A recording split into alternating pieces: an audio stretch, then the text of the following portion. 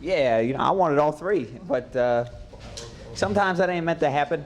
But I was proud of the effort we put in all week long and the heat with all three teams, Truck Series team, Nationwide team, second, seventh, and a first. Ain't bad at all. Who would have figured my best finish would have came in the hardest race?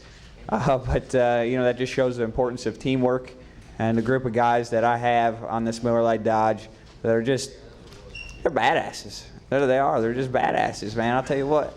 They've put together a backup car from last year in the 100-degree heat in an hour's time, got it on the race, not even an hour, I think it was like 40 minutes. I wish I had a stopwatch for that.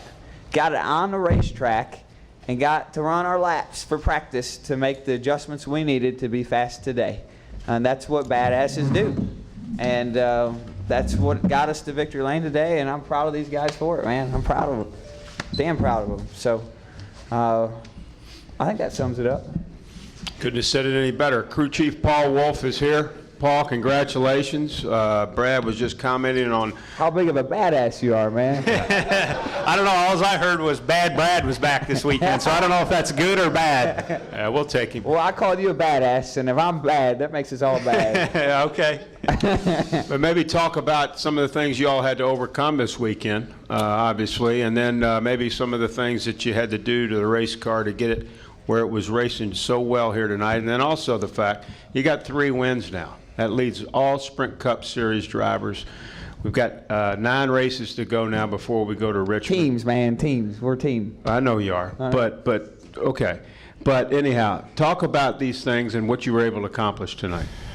Well, it was probably the toughest weekend as a team that we've ever had up to this point. Not only did we have, obviously the really high temperatures and but having trouble the first lap on the racetrack always sets you back. And one thing about all the guys on the Miller Lite team is it seems like we're able to find another level to work when it comes to adversity. And I think you see that with the driver as well as you look back to last summer when Bad Brad had a broken foot, and we were able to take that. And I don't know if he thrives off of that or what, but it seems like when some people might think we're down and out, we're able to find a whole nother level to compete and find ourselves in victory lane. So just says a lot about everybody on the team, and some of the things we do back at Penske Racing, the processes we go through to build our cars, and knowing that when we bring out a backup car,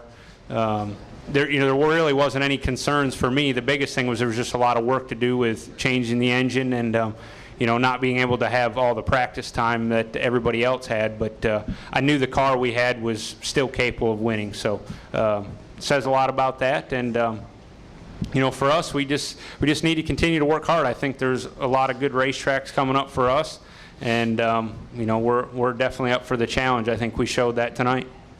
Questions for Paul or Brad? Let's go to the press box first, then we'll come downstairs and we'll get Jim Utter. Let's go press box and then come downstairs. Utter, Bob, Tom, Joe. Go ahead, press box. Hey, Spencer, Fox Sports.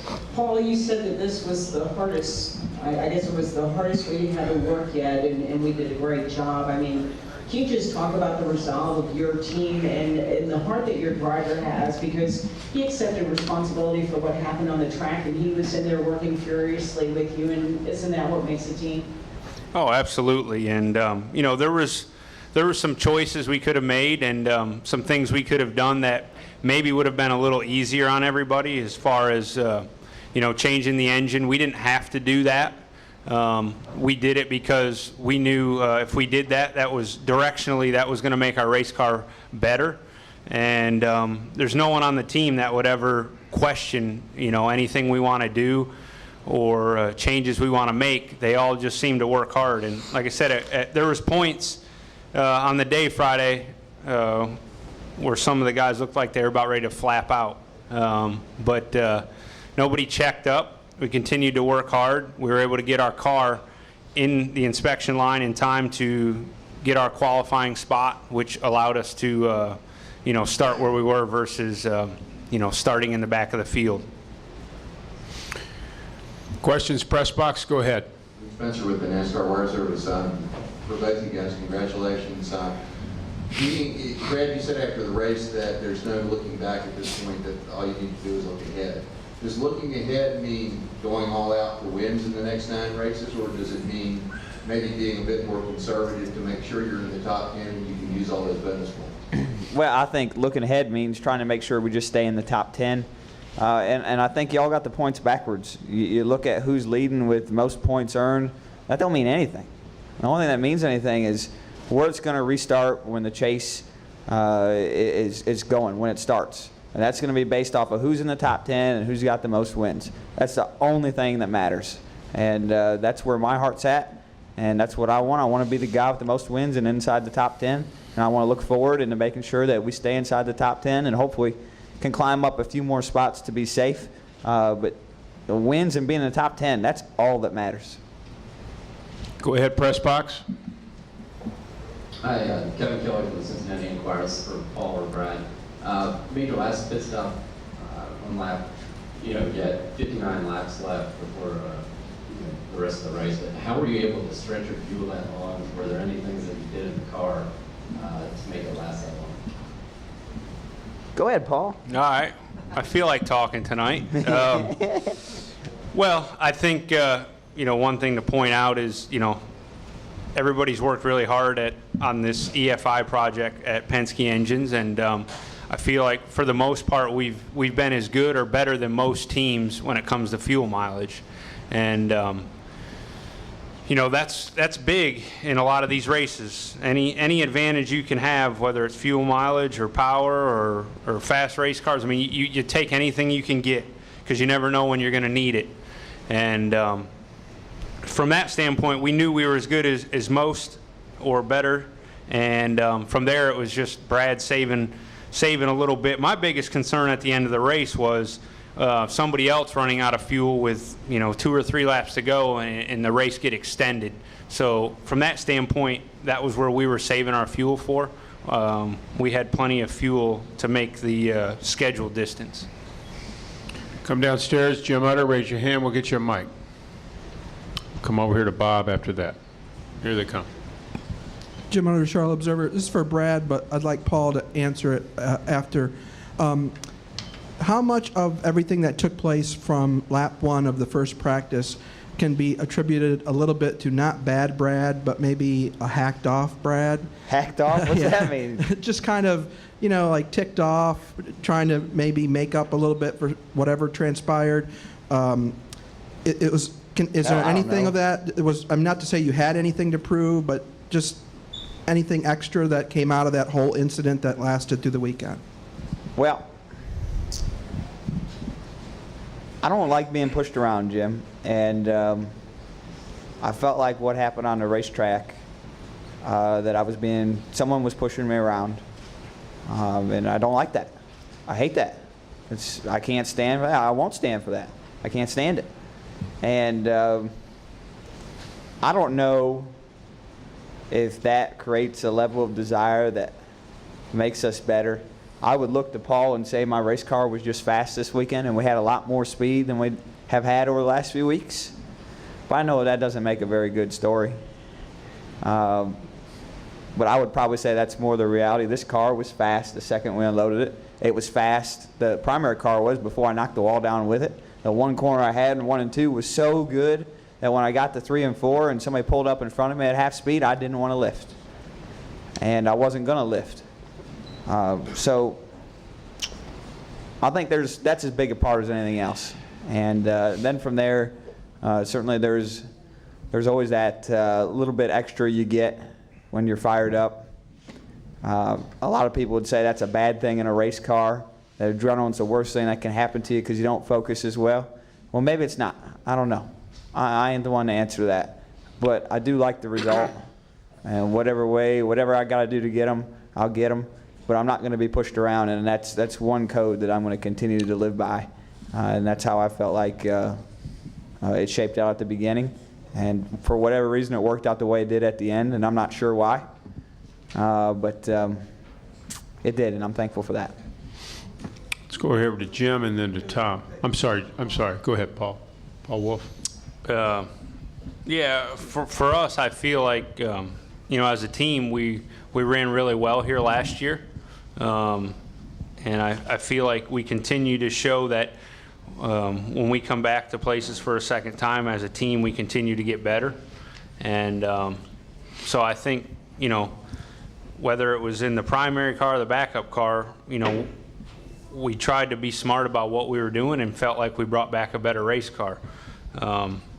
Maybe it's human nature that, you know, when you're ticked off or whatever, you're able to find another level. And you definitely look at that sometimes. And there's definitely a lot of instances where I've seen Brad be able to find speed in the race car when he is ticked off. So whether he knows he's doing it or not, it just seems like it happens. So, but overall, you know, I feel like we had a good race car, whether it was the primary or the backup, and you know, we're definitely you know, did a great job executing in the race tonight.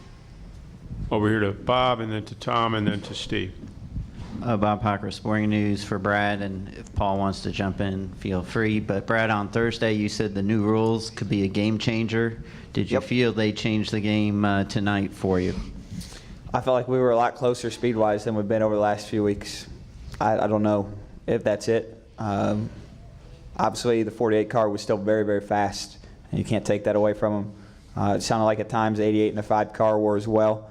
11 cars been fast all year. The same cars are still fast. It's just maybe the delta between what we were missing between them is a lot closer, and I feel good about that.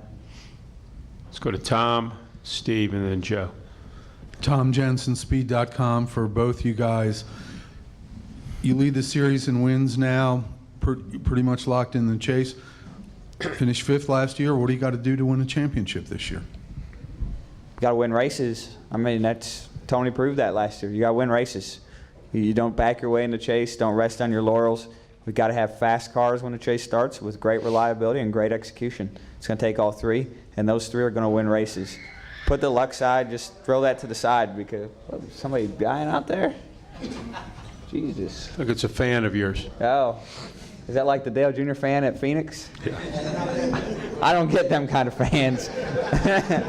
But I've read about them. You haven't heard that story. I'll tell you later. What was I talking about? Talk about winning. My mind's in another place. Winning races. Oh, winning races. Winning championship. Oh, okay. Sorry, I got distracted. But you know, I think you got to go out and win races. The luck stuff, man, everybody says luck stuff in the chase, but if you go out there and have good cars and win races and execute and do all those things, Tony proved that you'll win a championship. That's what it's going to take. Let's go to Steve and then Joe. Thanks, Tom. Steve Richards of PRN. I have 2 questions. Follow up on Jim's question. Did you come to find out that something happened to Juan's car, or did he intentionally get into you? Yeah, I don't know. I'll let Juan answer that one. We never talk, so only he knows the answer to that.